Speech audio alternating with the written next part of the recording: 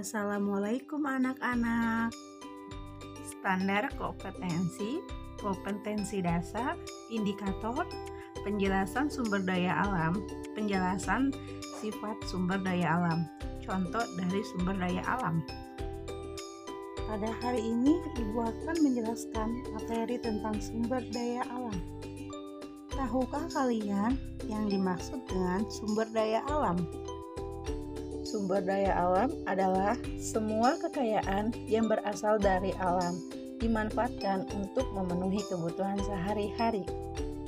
Berdasarkan sifatnya, sumber daya alam dibagi menjadi dua, yaitu dapat diperbaharui dan tidak dapat diperbaharui.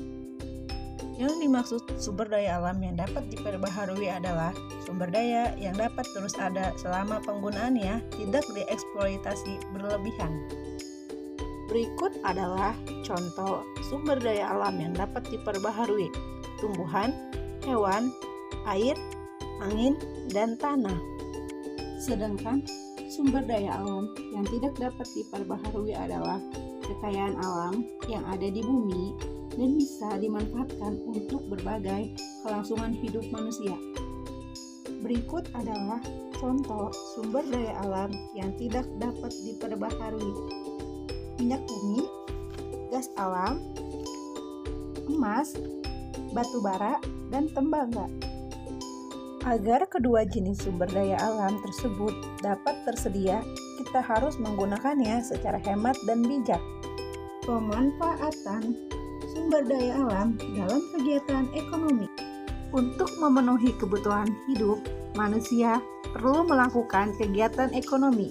Kegiatan ekonomi yang memanfaatkan sumber daya alam antara lain pertanian, perkebunan, peternakan, perikanan, penambangan intan, penambangan emas, dan perindustrian alat transportasi.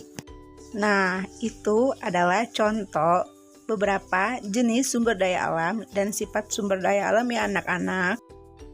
Sumber daya alam sangatlah penting karena sumber daya alam adalah sumber energi dan bahan bakar untuk kehidupan manusia dan industri.